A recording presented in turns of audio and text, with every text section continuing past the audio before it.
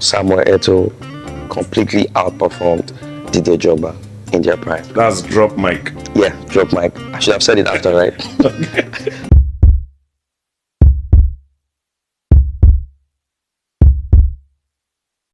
A lot of persons love these guys, and we are Africans. There is something they did to our history, which up until tomorrow, we still continue to celebrate them. Yes, as Nigerians, we have boys who have put us on the limelight, you know, the name and all of that, but these two guys took it to another level. I'm talking of Didier Drogba. In his prime, Didier Drogba outperformed Samuel Eto'o. Taiwo, did Didier Drogba outshine Samuel Eto'o, or Samuel Eto'o should be properly given his flowers? So I say it with a straight face, you know, Samuel Eto'o completely outperformed Didier Drogba in their prime. And yeah, I mean, that's drop mic. Yeah, drop mic. I should have said it after, right? So, but Samuel Eto'o, I mean, for everything that he was, you know, did it in Barcelona, UEFA Champions League. He's scored over 350 goals. You know, Inter Milan, they won the UEFA Champions League there. You know, did the unprecedented treble, you know, with Jose Mourinho, with Inter Milan, and everything he did, you know, for Cameroon, African football. Chelsea. I mean, Chelsea, when he came to Chelsea, a hat trick. Yeah, versus at his age. Yeah, versus Manchester United. Yeah. So for Samuel Eto'o, I think you know, I'm just going to speak about Samuel Eto'o. You know, every better. Yes, who I think is better. I think every, you know, African footballer, you know, grew up idolizing Samuel Eto'o. It kind of like, to me, paved the way for, you know, I mean, Africans in some aspects. You know, I'm not saying all the Africans haven't done it in Europe, but no, I don't think any African player did it to that extent that Samuel Eto'o did it. You know, I mean, I watched him. I was privileged enough to watch Samuel Eto'o. He played really well. He had the fighting spirit, of course, as an African striker. He had, you know, he was also a very good team player. He was a very great goal scorer. Like I said, he did it at clubs that were very, very iconic. And it was kind of like very difficult. You would not have, you know, thought that, you know, an African player would achieve it at, you know, or to that length at those clubs, those huge clubs, and how he was able to do it, and the longevity of his career was really great. I mean, coming back to the Premier, going to the Premier League at an age that you thought it was over for him, and he came, he did it, you know, in Premier League. He's gone on to different countries. So I think for me, Samuel Eto'o, you know, he wasn't just a clutch performer like Didier Drogba. He was more of, you know, one who carried the team, who scored when the team needed him the most, who played when the team needed him the most, and who had a long career compared to Didier Drogba in the top flight. Wow, in the top flight, and probably maybe Gen Z there, but some would say Samuel Eto'o. A lot of persons in that, you know, setup remembers Didier Drogba. I started from Marseille, and I can remember the words of Jose Mourinho after experiencing Didier Drogba in Marseille. He said, "That boy, I want him. Anything that will cost me to get him, I want him." And yes, he got him. And after then, he still went further to say, "I would have done everything always to get Didier Drogba." And for every Chelsea fan, yes, you can mention Lampard, you can mention John Terry, Capayo, names after names after name. There is just something about Drogba. He embodied everything Chelsea believed in as of that period. John Ojetunde, he has said Samuel Eto'o feels the Cameroonian giant. He did it for national team and also for clubs that he played for.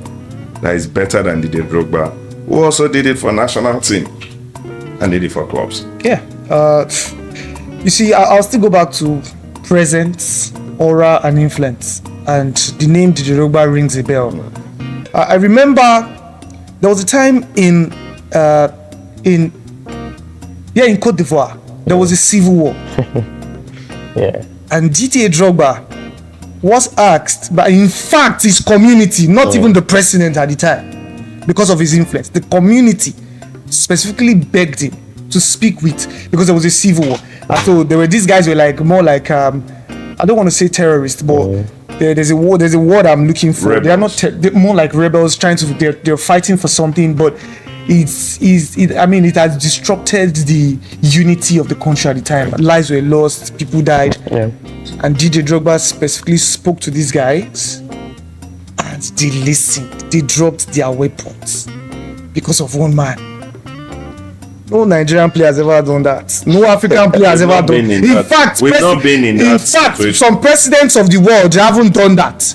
Because some of those countries are experiencing the civil war, whatever it is. Unrest. So the unrest, civil unrest, they are still experiencing this because, but I don't want to go there, it's a political issue. But that alone is iconic, stands out.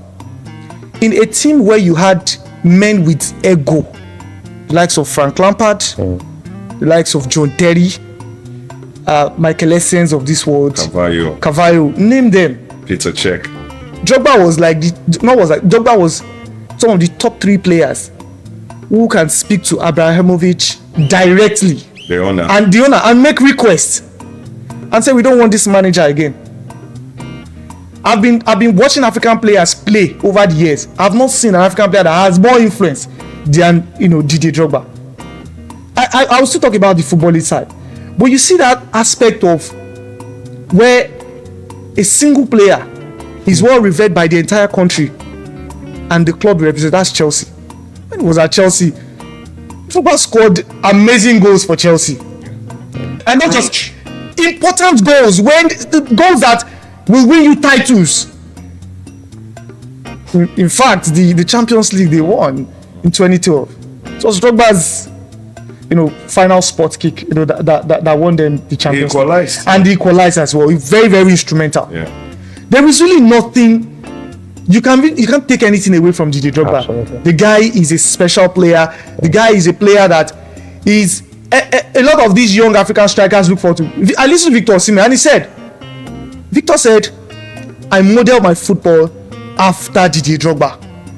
It's not just Victor. I've heard African players talk about that Didier Drogba's style of football had a very big influence on their playing career.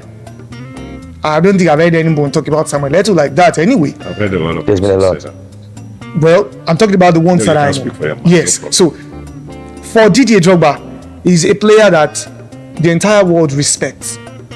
He didn't score too many goals like Samuel Eto'o. Yeah. But his goals were much more important as the goals Samuel Eto'o scored. When he was in Chelsea, he was a player that anytime his son is about to be made, they consult him. They don't consult Eto'o when he was in Barcelona. But he was we're looking at the size of the clubs. Whatever. Chelsea at the time, Chelsea were coming, but not as big as Barcelona. Like Barcelona would not consult. Big as Inter. Or Inter. But Barcelona will consult the likes of Lionel Messi where they want to take decisions.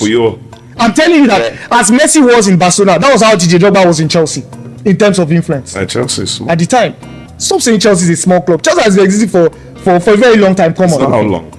So it's about it's the trophies that determine. Is it the trophies that determine the longevity of a club or how long they've been existing? It's about historically. Chelsea have got history as They well. come close to Barcelona. Wait, so I know you want to start talking about Champions Leagues. No, it's not Champions League. I know, but Chelsea have also won some reasonable number of titles. Okay. League titles, Yeah. FA Cups, Carling Cups.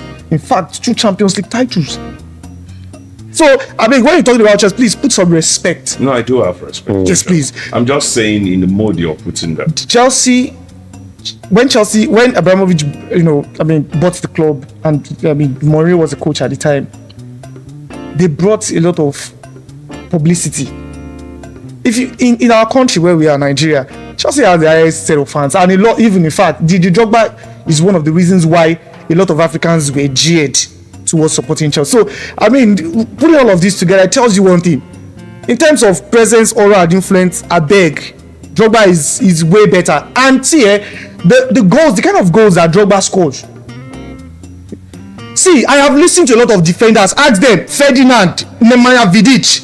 When they were asked, who was your most feared striker or the striker you ever played with? Nightmare. Their worst nightmare, their kryptonite. It was that same man, Didier Drogba. Mentioning defenders in the English Premier League. Well, the likes of Puyo and Piqué could say that too. Yeah. The Champions League. The likes of Cannavaro could say that. Yes. So So to take Eto'o, it, so see, come on, see. I will say it here on this. I will pick Didier Drogba ahead of Samuel Eto'o anytime, any day. anytime, any day. In fact, I want to go political with it. Is it not the same Samuel Eto'o that is having issues with the Cameroon? The guy is high-handed. The guy does not listen to people. Imagine an FA chairman, he's suspended by UEFA as we speak. I'm even telling you, in terms of attitude, of his prime. I'm even talking about attitude now. Okay. Look at the nation score. She just won the nation score in Cote d'Ivoire. Didier Drogba was the one. He said, you rally up the fans and tell them support your team. Influence. I beg. Yeah, but did he win an AFCON? He could have used that influence. Could have. See, let me tell you, it happens in football. Zlatan didn't win the Champions. Doesn't mean that Zlatan is fantastic. Yeah, no, I get it. I'm sure another question that will pop up is how many trophies did they both win? Trust me, they are both African icons, and you can't take anything away from them. We can sit on this argument every day. Both have their influences. I know when Samuel Eto'o was looked upon as a coach, as a manager, as a president of the Cameroonian national team while he was still playing. Trust me, they had the Umbomas, some top names, Jeremy Injitab and all, Laurent Tamameya. But Eto'o, as little, as young as he was to all of them, he was super influential in that team. And they won a lot. They won a lot of things. Also in club, well respected.